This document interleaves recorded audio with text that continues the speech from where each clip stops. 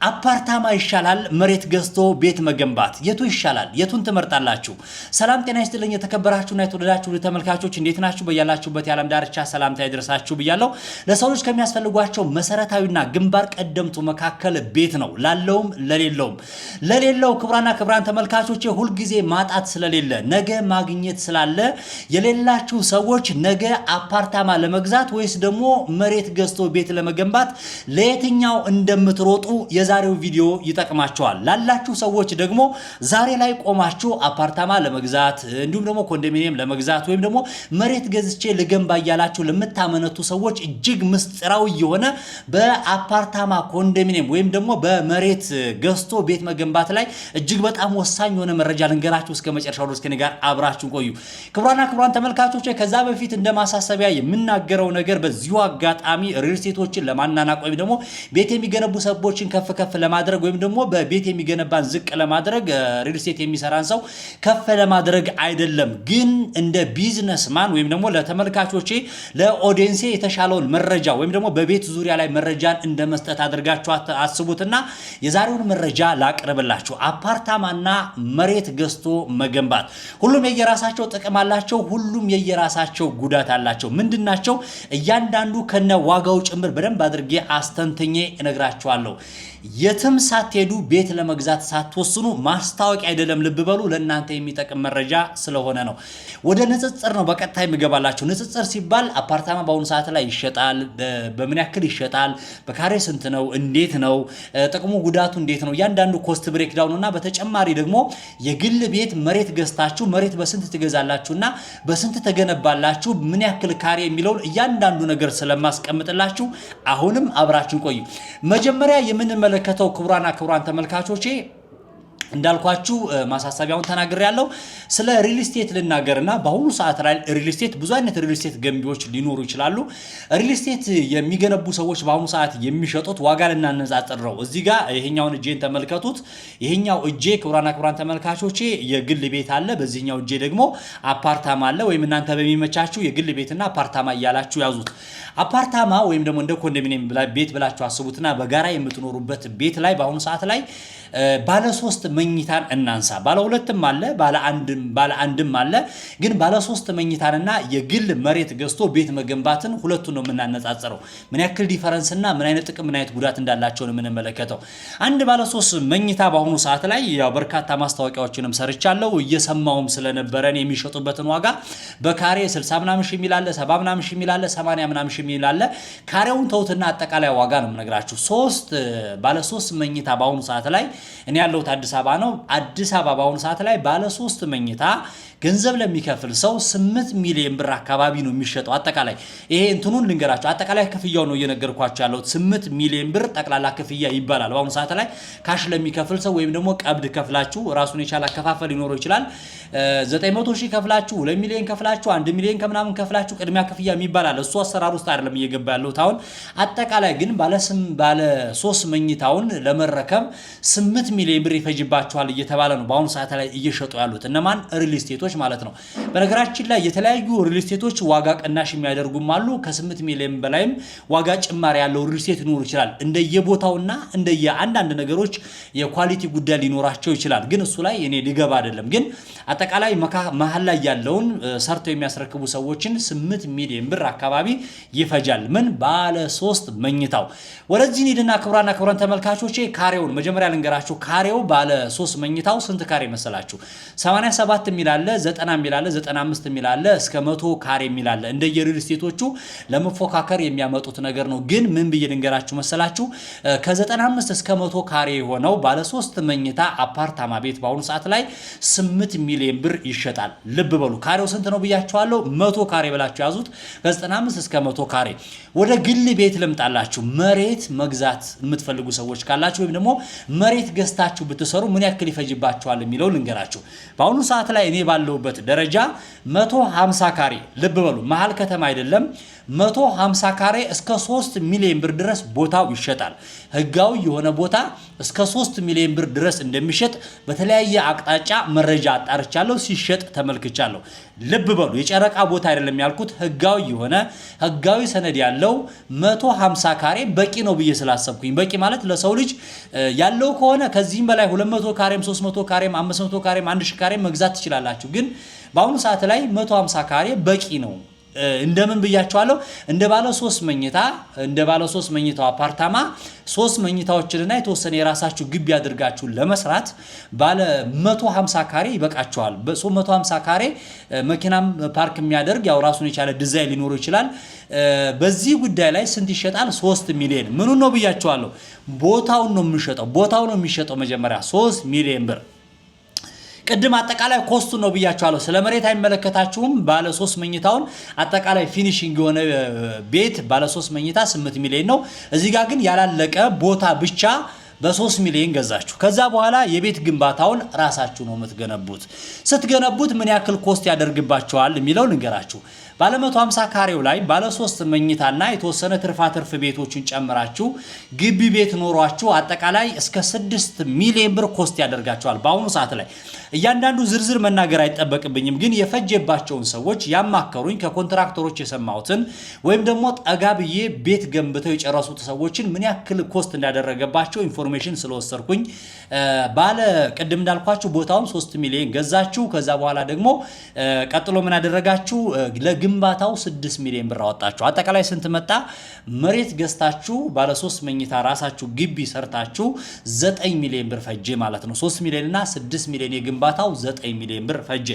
የአፓርታማው 8 ሚሊዮን ብር ነው ብያችኋለሁ። የዚህኛው ደግሞ 9 ሚሊዮን ብር አካባቢ ነው የመጣው ማለት ነው። ስለዚህ ልዩነት የ1 ሚሊዮን አካባቢ ልዩነት አለው። ክቡራን ተመልካቾቼ ከዛ ስንቀጥል በብር ደረጃ አሁን አፓርታማው በብር ደረጃ አነሰ። በካሬ ደግሞ ክቡራን ተመልካቾቼ በካሬ የትኛው በለጠ? በካሬ መሬት ገዝታችሁ የሰራችሁት በለጠ ማለት ነው። ከዛ ቀጥሎ ደግሞ ተመራጭነታቸውን ልንገራችሁ። ተመራጭነታቸው አሁን የኛውም ይመረጣል ያኛውም ይመረጣል፣ ግን የተወሰነ ልንገራችሁ። ተመራጭነቱ አፓርታማ ለምሳሌ ቤት ይቀንሳል። አሁን ሂሳብ በሰራሁት አማካኝነት ቤቱ ይቀንሳል፣ ምንም ጥያቄ የለውም ይቀንሳል። ከዛ በኋላ የእፎይታ ጊዜ አለው። እንደ አቅማችሁ መግዛት ትችላላችሁ። ባለ 1 መኝታም ባለ 2 መኝታም ባለ 3 መኝታም መግዛት ትችላላችሁ። እንደ አቅማችሁ መግዛት ስለምትችሉ ተመራጭነቱ አሪፍ ነው። እፎይታ ጊዜ ይኖረዋል። እፎይታ ጊዜ ማለት የምትከፍሉበት ጊዜ። አንድ ሰው ብር ከሌለው በአሁኑ ሰዓት ላይ እጁ ላይ በወርሃዊ የሚያገኘው ቋሚ ገቢ ካለው በደንብ የሚያገኘው ገንዘብ ካለው ወይም ደግሞ አጠቃላይ 8 ሚሊዮን ብር ኖሮት 8 ሚሊዮኑን ስራ ሰራበታለሁኝ 1 ሚሊዮን ከምናምን መጀመሪያ ክፍያ ልክፈልና ከዛ በየወሩ የሚከፍለው ይሸፍንልኛል የሆነ ቢዝነስ ልጀምርበት የምትሉ ከሆነ ሞር ተመራጭነቱ ይሄ ነው። እፎይታ ጊዜ ይኖራችኋል። ለ3 ዓመት ሊሆን ይችላል፣ ለ5 ዓመት ሊሆን ይችላል። እፎይታ ጊዜ ስላላችሁ ተመራጭነት አለው። ከዛ በኋላ ደግሞ ሌላ ተመራጭነቱ ብዙ ጊዜ አፓርታማ ቤቶች መሃል ከተማ ላይ ነው የሚገነቡትና ብዙ ጊዜ ሰዎች ለመኖርም ሊሆን ይችላል ለቢዝነሳችን እንዲቀርበን ብለው አብዛኛው በተለይ ለቢዝነስ እንዲቀርበን ብለው መሃል ከተማ ላይ የሚወዱ ሰዎች አሉ። ግርግር የተለያየ ነገር ላይ የሚፈልጉ ሰዎች ስላሉ ቦታው መሃል ከተማ ላይ ቢሆንላቸው ይመረጣል ተብሎ ስለሚታሰብ ይሄ ሪል ስቴት መሃል ከተማ ስለሆነ ተመራጭነት ይኖረዋል ማለት ነው። ከዛ በተረፈ ደግሞ ፎቅ የሚወዱ ሰዎች አሉ። ተመራጭነቱ ፎቅ ነው ማለት ነው። እያለ ይቀጥላል። እናንተ ጨምሩበት። ከዛ በኋላ የግል ቤት ደግሞ ተመራጭነቱን ደግሞ ልጥቀስላችሁ ክቡራን ተመልካቾቼ። ይሄኛውን በነገራችን ላይ መሬት ገዝቶ ቤት መስራትን ትንሽ አቅም ላላችሁ ሰዎች፣ ጎበዝ ለሆናችሁ ሰዎች፣ እንደሞ በደንብ ገቢ ያላችሁ ሰዎች ካላችሁ፣ በደንብ የምታገኙ ሰዎች ካላችሁ፣ ጥንካሬው ያላችሁ ኮንስትራክሽን ላይ ማይንዳችሁ ሰፋ ያለ ቤት መስራት ላይ በቃ እኔ ጀግና ነኝ እሰራዋለሁ ቤቴን ብላችሁ ቆርጣችሁ የተነሳችሁ ካላችሁ ይሄኛው የመሬት የመግዛቱ ተመራጭነቱ ይሄ ነው። ከዛ በኋላ ሌላ ተመራጭነቱ ምንድነው? የራሳችሁ ግቢ ነው። ክቡራን ተመልካቾች የራሳችሁ ግቢ ነው። ማንንም የማይነካባችሁ ሁሉ ነገራችሁ የራሳችሁ የሆነ ግቢ ነው። ከዛስ ዘመናዊ አኗኗር መኖር ትችላላችሁ። በአፓርታማ መኖር ይቻላል ወይ? አዎ። ልዩነቱን ግን ልንገራችሁ። አፓርታማ ምን የተሻለ እንትን ላይኖረው ይችላል። ታች የጋራ የሆነ ግቢ ሊኖረው ይችላል። አረንጓዴ ቦታ ግን ማን እንደ ግቢያችሁ ላይ እንደፈለጋችሁ አድርጋችሁ አበባዎችን ሰቅላችሁ የተለያዩ ነገሮችን አድርጋችሁ መስራት ስለምትችሉ ነው። ዘመናዊ የሆነ አኗኗር መኖር ትችላላችሁ በግቢያችሁ። አረንጓዴ ግቢ ይኖራችሁ ይችላል። አሁን እየተለመደ የመጣው ቤቶችን የሚያስወድደው አረንጓዴ የሚያምር ውብ ግቢ በአትክልቶች መዋኛ ሊኖር ይችላል። በርካታ ነገሮችን አድርጎ መስራቱ ተመራጭነት ያደርገዋል። የምን መሬት ገዝቶ የራሳችሁ ቤት መገንባትና የራሳችሁ ቤት መኖር። ከዛስ አፍርሶ መስራት ይቻላል። የራሳችሁን ቤት አፍርሳችሁ መስራት ትችላላችሁ። ዲዛይኑ ካላማራችሁ ወይም የሆነ ጊዜ እየኖራችሁ እየቆያችሁ መኝታ ቤት መክፈል ብትፈልጉ ወይም ደግሞ ሰው ቁጥሩ በዛ ቢልባችሁ ቤቱን እንደፈለጋችሁ አፍርሳችሁ ወይም ደግሞ መኝታ ቤት መጨመር ትችላላችሁ። አፓርታማ ላይ ትችላላችሁ አትችሉም ወይ? ያው የተሰራው ዲዛይንም ስለሆነ። ሁለተኛ ደግሞ አፓርታማ እኔን ያፈርሳለሁ ብትሉ ከበላያችሁ ወይ ሰው ይኖራል ወይ ከበታቻችሁ ደግሞ ሰው ይኖራል ማለት ነው። ከዛስ ገመናችሁን ይደብቃል። ገመና በርካታ ገመናዎች ይኖራሉ። ልጆቻችሁ ይጫወታሉ ግቢ ላይ። ሌላ በቃ በጣም ብዙ ነገር ታረጉ ትችላላችሁ። ልትቀርጹ ትችላላችሁ። ካምፋየር ልታረጉ ትችላላችሁ። በርካታ ነገሮች ልታረጉ ትችላላችሁ። አፓርታማው ላይ አለ ወይ? አለ፣ ምንም ጥያቄ የለውም። ግን እየተናገርኩ ያለሁት የራሳችሁ ግቢ በራሳችሁ በታጠረው ውስጥ ነው እያልኩ ያለሁት። አፓርታማው ውስጥ ላይ አለ፣ ዘመናዊ ነው፣ ዘመን አመጣሽ ነው፣ ይቻላል። ግን ተመራጭነቱን የተናገርኩ ያለሁት ለተለያዩ ፕሮግራሞች ሊሆን ይችላል። ለተለያየ ነገር ላይ ገመናችሁን ሸፍናችሁ ግቢያችሁ ላይ አብዛኛውን ነገሮች ማድረግ ይቻላል ማለት ነው። ክቡራን ተመልካቾቼ የምትመርጡት እናንተ ናችሁ። እኔ የተወሰነ ፖይንትና ሐሳብ ነው እየሰጠዋችሁ ያለሁት። እይታን ተናገር ካላችሁኝ ክቡራን ተመልካቾቼ እይታዬን ልንገራችሁ። እይታዬ ምን መሰላችሁ? ክቡራን ተመልካቾቼ አቅም ለሌላችሁ አፓርታማ ቁጥር 1 ተመራጭ ነው። አቅም ለሌላችሁ ምንም አይነት በተለያየ አይነት ቢዝነስ ላይ የተሰማራችሁ ሰዎች ካላችሁ ወርሃዊ በደንብ የምታገኙት ገቢ ካላችሁ ምክንያቱም በየወሩ የምትከፍሉት ብር ስላለ ወይም ደግሞ ቤቱ ሲደርሳችሁ ትንሽ በዛ ያለ ገንዘብ የምትከፍሉት ስላለ የዛ አይነት አቅም ያላችሁ ሰዎች ካላችሁ አፓርታማ ኢዝ ቤስት በጣም። ከዛ ውጪ አቅም ላላችሁ ሰዎች ልብ በሉ፣ አቅም ላላችሁ ሰዎች ከሆናችሁ ደግሞ ምንም ጥያቄ የለውም መሬት ገዝቶ የራስን ቤት በራስ ዲዛይን በሚያምር ሁኔታ ደልቀቅ ብሎ ቅድም እንዳልኳችሁ ግቢ ላይ የራሳችሁ መዋኛ አላህዋ እንደው ፈጣሪ የተሻለ ነገር የሚስጠኝና ባይዘቦ የመጀመሪያ ተመራጭነቴ በነገራችን ላይ እስካሁን ድረስ እኔ ቤት የለኝም አፓርታማ። ትልቁ የኔ ተስፋዬ ፈጣሪን እየለመንኩ ያለሁት አላህዋ የተሻለ ነገር ቢሰጠኝ መሬት ገዝቼ የራሴ ዲዛይን በራሴ ቦታ በራሴ እንትን ላይ መስራት ፈልጋለሁ። ለምን ክፍለ ሀገር ለምን ገጠር አይሆንም? እንደዚህ አይነት ፍላጎት አለኝ። ግን ሪል ስቴት አትግዙ እያልኩ አይደለም። አሁንም እነሱን እየኮነንኩ አይደለም። አቅም ለሌላችሁ ሰዎች ይቻላል ብያለሁ። እኔ ግን ለፍቼ ጥሬ ግሬ እንደው የራሴ መሬት ኖሮኝ በራሴ ውሃ ግቢ ላይ ከርሰ ምድር ውሃ አስወጥቼ ምናምን በቃ ዘና ብዬ ድልቅቅ ያለ ኑሮ ግቢ ላይ ውጭ የማድርበት በቃ ያ ነገር ምንድነው? ብዙዎቻችሁ ተመልካቾች ታውቁታላችሁ ብዬ አስባለሁ። ይሄን ቪዲዮ የምትመለከቱትን ብዙዎቻችሁ ስደት ላይ ያላችሁ ናችሁና እስኪያችሁ እስኪ በእናታችሁ አሜሪካ ያለ ሰው ይሄ ዱባይ ምናምን አብዛኛው እኮ በነገራችን ላይ ከአፓርታማ አንዱ የራሳቸው ቤት ሰርተው ወጣ ያለ ቦታ ላይ ነው የሚኖሩት። አየሩ ደስ ይላል በጣም ሰፈሩ ጸጥ ያለ ነው ምናምን መሀል ከተማ ሲሆን ያው ትንሽ ጫጫታ አለ፣ ጋጋታ አለ። ሰላምን ጸጥታን የሚፈልግ ካለ ስራችሁ መሀል ከተማ ሊሆን ይችላል። መኖራችሁ ደግሞ ወጣ ቢል አንዳንዴ ተመራጭነት አለውና እኔ እንደኔ እንደው ብዙ በቃ ቤስት የሆነ መኪና ቢኖረኝ ምርጥ መኪና ቢኖረኝ ልጆቼን ባለቤቴን ይዤ በዛ መኪና ሄጄ በቃ ቤት ያድራለሁ። ከዛ ጧት ደግሞ ወደ ስራ ይመጣለሁ። ወይም ደግሞ ስራ አሪፍ ከሆነ ደግሞ በሁለተኛ ቀንም በሶስተኛ ቀንም ወደ ስራ ልመጣ እችላለሁ። እዛው ቤቴ ልውል እችላለሁ። ግን ዋናው መኪና ቢኖራችሁ መኪና ያለው ሰው ካለ መኪና ካላችሁ እንደ ወጣ ቢልም ቤቱ ችግር የለውም። በነገራችን ላይ ዛሬ ዘመኑ እንደምታዩት የኤሌክትሪክ መኪና ነው። በጣም ብዙ ነገሮች አሪፍ እየሆኑ ነው። የሲሊንደር ምንድነው የጋዝ ነው የምናምን የሚባል መኪና እየመጣ ነው። ብዙ የሚቆጥር አይደለምና ራቅ ያለ ቦታም ቢሆን በቃ በመኪና ዘና ብላችሁ አይቆጥርባችሁ። ማታ ቤታችሁ ነው ቻርጅ የምታደርጉት ያን ያክል አይደለም።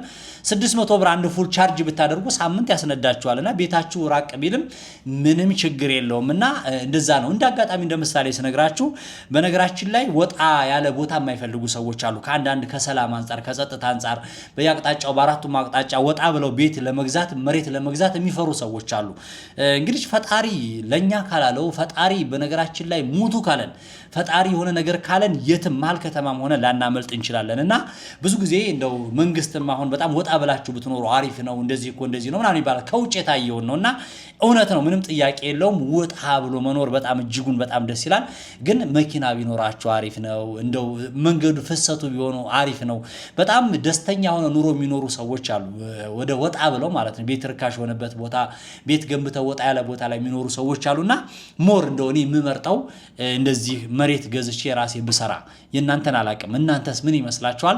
ኮሜንት ቦታ ላይ አስቀምጡልኝ። በነገራችን ላይ አዲስ አበባ ብቻ አይደለም እየሰራ ያለሁት፣ ገጠርም ክፍለ ሀገርም ብትሆኑ አሁን ሌላ ቦታ ክልል ከተማም ብትሆኑ አሁን ኮንዶሚኒየሞች በጣም ይሰራሉ አይደል? አፓርታማዎችም ሪል ስቴቶችም በጣም እየተሰሩ ነው ያሉት። ግን የትኛው ይሻላል የሚለውን መምረጥ ለእናንተ ነው። እንዳልኳችሁ የ1 ሚሊዮን የ2 ሚሊዮን ብር ልዩነት እንደው ላለው ሰው ምንም ማለት አይደለም፣ ለሌለው ሰው ግን ብዙ ነው። ላለው ሰው ግን ግዴላችሁም የግል ቤት ላይ መስራት ላይ መሯሯጥ ትችላላችሁ ላችኋለሁ። ክቡራና ክቡራን ተመልካቾች በዚሁ አጋጣሚ ይሄን ካወራው ይሄን ከለፈለፍኩ አይቀር አሁን እዚህ በሪል ስቴት ላይ ሊሆን ይችላል መሬት ገዝታችሁ የራሳችሁ ቤት መስራት የምታስቡ ሰዎች ካላችሁ እኔ ምናልባት መተጋገዝ ካለብን አሁን ቦታ የት አካባቢ መጠቆም ካለብኝ ልጠቁማችሁ እችላለሁ። ችግር የለም። አዜ ቮለንተሪ ነው የምነግራችሁ። መሬት የሚሸጥ ህጋዊ ቦታ የት ነው ያለው፣ የትኛው አቅጣጫ ይሻለኛል፣ በየትኛው አካባቢ ሰላም ነው፣ የትኛው አካባቢ አሪፍ ነው፣ የትኛው አካባቢ ላይ ዋጋ በምን ያክል ይሸጣል የሚለውን ኢንፎርሜሽን ከፈለጋችሁ ምንም ችግር የለውም። ኮሜንት ቦታ ላይ አስቀምጡልኝ። በነገራችን ላይ ስልክ ቁጥሬንም ላስቀምጥላችሁና በዚህ ስልክ ቁጥርን በቤት ጉዳይ ላይ የምትፈልጉት ነገር ካለ ሪል ስቴትም ደግሞ የትኛው ትክክለኛ ሪል ስቴት ነው ቅድም ነግሬያችኋለሁ። 8 ሚሊዮን ብር ሪል ስቴት ስላችሁ ብሩ መብዛቱ ማነሱ አይደለም። በትክክል ቤቱን ሰርቶ የሚያስረክብ ፈጣን ከሆነ በሐቀኝነት ቤቱን የሚያስረክብ ከሆነ ሪል ስቴትም ምርጥ ነው፣ በጣም ተመራጭ ነው። ምንም ጥያቄ የለውም፣ ምንም ችግር የለውም። ሰው በአቅሙ መኖር ስለሚችል ማለት ነው። ስለዚህ በሪል ስቴትም የትኛው ሪል ስቴት ላይ ሄጄ ልወስንም ካላችሁ ወይም ደግሞ የት ቦታ ላይ ሄጄ መሬት ልግዛ እስኪ ሀብትሽ ያፈላልግልኝ መሬት መግዛት እፈልጋለሁ አዲስ አበባ ላይ የሚሆን ክልል ከተማ ላይ ክፍለ ሀገር ላይ የምትሉት ከሆነ ኢንፎርሜሽኖችን ተለዋውጠን ለእናንተ እነዚህ ነገሮች የማመቻቸት ስራ መስራት ይቻላል እላችኋለሁ። የመጨረሻ ክቡራና ክቡራን ተመልካቾቼ ጥያቄ ልጠይቃችሁ ነው። የሚያሸልም ጥያቄ ነው። ከአሁን በፊት ሁለት ቪዲዮ ላይ ጥያቄዎችን ጠይቄያለሁ። ቪዲዮ ገና እየታየ ስለሆነ ነው ዛሬም መልሱን ይዤላችሁ ያልመጣሁት ወይም ደግሞ ማን እንዳሸነፈ ያልመጣሁት። በቀጣይ ሶስተኛ ቪዲዮ ነው ይሄ። አራተኛ ቪዲዮ ላይ ሶስቱም ቪዲዮ ላይ ማን ጥያቄዎችን እንደመለሰ እያንዳንዳቸው የመለሱትን ሰዎች ስማቸውን እየጠራውኝ አካውንታችሁን ወይም ደግሞ ገንዘብ የምትቀበሉበትን ሲስተም ትነግሩኝና አሸናፊዎቹን ገንዘብ አስገባላችኋለሁ ማለት ነው። ክቡራን ተመልካቾቼ የዛሬው ጥያቄ የሚያሸልመው ጥያቄ ገንዘብ ነው። በነገራችን ላይ ገንዘብ የሆነ ነገር ያግዛችኋል ብዬ ስላሰብኩኝ ነው ላካፍላችሁ ብዬ ነው። የዛሬው ጥያቄ ክቡራን ተመልካቾቼ ይህንን ቪዲዮ የምትመለከቱ ካላችሁ ቲክቶክ ላይ አይሰራም። ቲክቶክ ላይ ያላችሁ ካላችሁ ቲክቶክ ላይ አይሰራም። ዩቲዩብ ላይ ሄዶ ኮሜንት ቦታ ላይ ያስቀመጠ ነው። የዛሬው ጥያቄ ዛሬ የሰራሁት የቪዲዮ ርዕሱ ስገባ የኮንተንቴ ማለት ነው። የዛሬው የቪዲዮ ርዕስ ምንድነው? ቁጥር 1። ሁለተኛው ከዚህ ቪዲዮ በፊት የሰራሁት አሁንም ርዕሱ ወይም ደግሞ ስለምን ቢዝነስ ነው ያወራሁት። ሁለቱን ጥያቄዎች ኮሜንት ቦታ ላይ ለመለሰልኝ። ሶስተኛ ጥያቄ ደግሞ አሁን የምትመለከቱበት የዩቲዩብ ቻናል ስንት ሺህ ሰብስክራይብ ደርሷል? ስንት ላይ ደርሷል? አሁን ቀጥታ ኤግዛክት ያያችሁትን ከዚህ ቁጥር በላይ ብላችሁ ጻፉልኝ። ኤግዛክት ቁጥሩ ማስቀመጥ አይጠበቅባችሁም። ለምሳሌ 100 ሺህ ከሆነ 101 ሺህ 102 ሺህ ምናምን እያለ ሊቀጥል ይችላል። ግን ካያችሁት ቁጥር በላይ ከዚህ ቁጥር በላይ ብላችሁ ጻፉልኝ። ምክንያቱም ኤግዛክት ቁጥሩ ማስቀመጥ አይጠበቅባችሁም። እናንተ 100 ሺህ አይታችሁት ዛሬ ከተወሰነ ቀን በኋላ 120 ሺህ 130 ሺህ ሊደርስ ይችላል። ግን ከዚህ ቁጥር በላይ ብላችሁ አስቀምጡልኝ። ይህንን ቪዲዮ ካየሁበት ሰዓት ጀምሮ የዛሬው ቪዲዮ ርዕሴ ምንድነው፣ ከዚህ ቪዲዮ በፊት የሰራሁት ቪዲዮ ርዕስ ምንድነውና ሶስተኛው ደግሞ አሁን የምትመለከቱበት የዩቲዩብ ቻናል ሰብስክራይቡ ስንት ሺህ ደርሷል የሚለውን ኮሜንት ቦታ ላይ በትህትና አስቀምጡልኝ። ክቡራን ተመልካቾቼ ለዛሬው የነበረው የቪዲዮ ወይም ደግሞ አፓርታማ ይሻላል ወይስ ደግሞ መሬት ገዝተን የራሳችን ቤት መገንባት የሚለው የቢዝነስ ሐሳብ ይህንን ይመስል ነበር። በቀጣይ በነገራችን ላይ በርካታ የቢዝነስ ሐሳቦችን አዘጋጅቻለሁ። ለምሳሌ አዲስ አበባ ላይ ቤት መግዛት ፈልጋችሁ አዲስ አበባ ላይ መሬት መግዛት ፈልጋችሁ በነገራችን ላይ ቤት እንኳን በጣም ብዙ ማስታወቂያ እየሰራ ነው። ግን አዲስ አበባ ላይ ቦታ በምን ያክል እየተሸጠ ነው ያለው፣ ስንት ካሬ ስንት ይሸጣል፣ የት ቦታ ላይ ስንት የሚለውን እያንዳንዱ መረጃ ልነግራችሁ ፈልጋለሁ። ምክንያቱም በርካታ ሰዎች እየጠየቁኝ ስለሆነ ብነግራችሁ ደስ ይለኛል።